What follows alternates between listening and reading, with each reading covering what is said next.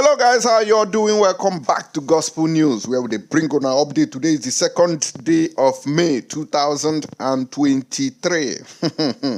On as you take the hot, so how on a day today? I hope so I enjoy on a workers' day yesterday. Let's go straight to the reason why we are here without wasting your time. We're going to make the video very short and brief now because of some people saying, you two, they make the thing, they long go, but me will do what we supposed to do. The governor of Ebonyi State, what they call devil himself, the Umahi. They say, don't come out, come beg Biafrans and IPOB people. Say, may we no vex. For the way when you take rule in our chiche, we be say affect everybody negatively. Say, you know really achieve much on what we expected him to achieve. I say, so you know that. He say, yes. Say, may we no vex. I say, oh, you never start anything. So these people couldn't release the can all this while, and you are coming here to beg, just like Buhari they show. I mean, no be like saying like Buhari, Ebonyi governor Umahi begs for forgiveness. Everybody now they come out, they beg, their tenure don't finish. They say, oh, please forgive me, and they never forgive other people who they still put bounty on people's heads. Say, bring them the cano, bring someone back, can't kill them, bring all agitators, may we poof them through way. But I never forgive them.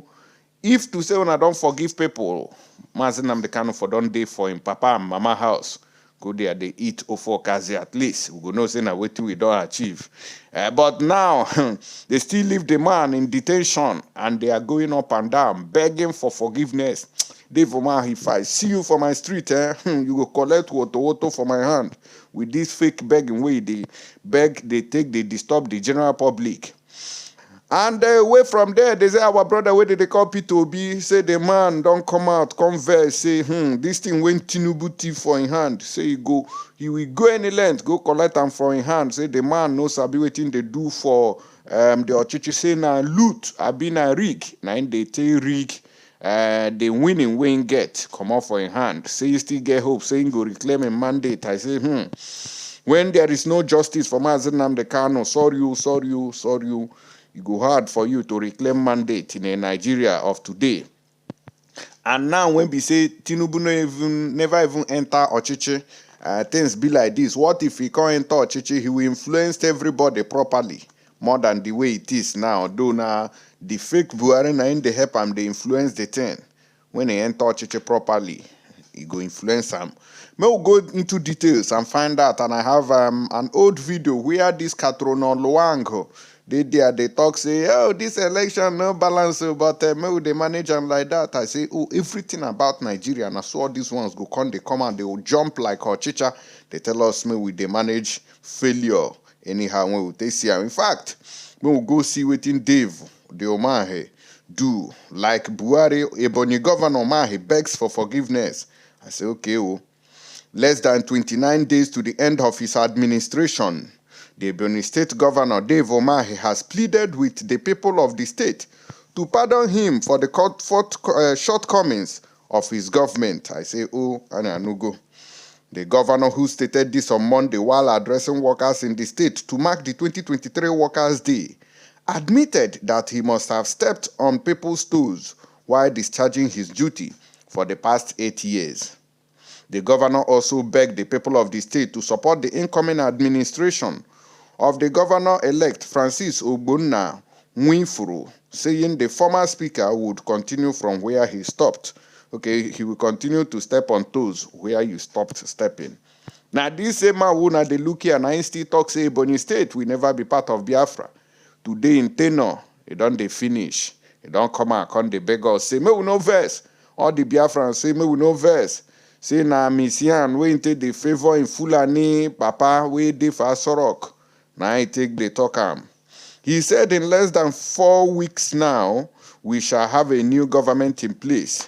The new governor-elect, Right Honorable Francis Ogbonna Nwifuru, is a man who has been around and will continue the duty of governance from where we shall stop. I plead you to give him peace and time to settle down.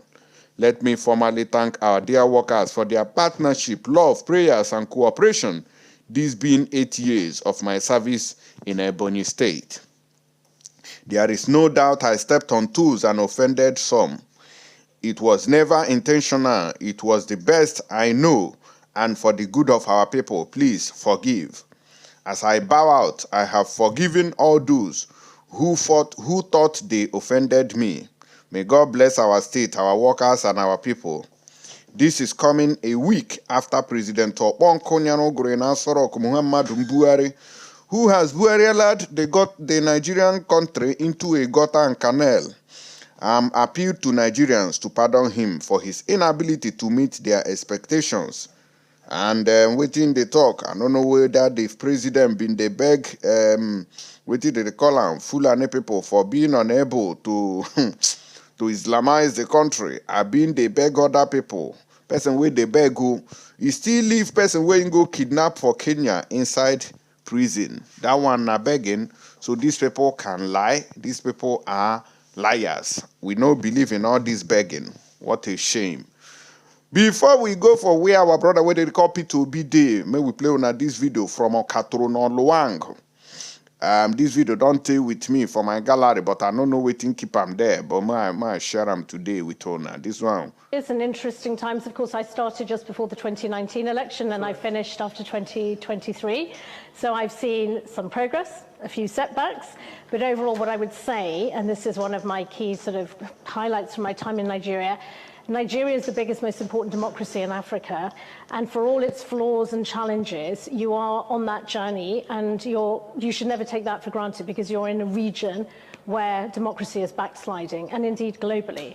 But Nigeria sends a bit of a beacon of hope, and I know a lot of people are disappointed with the process and with the outcome, but I would say hang on to that important fundamental that people in Nigeria, your vote does count. Look at the different electoral map. It looks completely different than it did in 2019. Democracy is a journey, it's not an event. We're watching closely, along with other members of the international community, and those who incite violence or indeed act violently could be subject to a visa ban to our country, or we have other instruments, including our human rights legislation.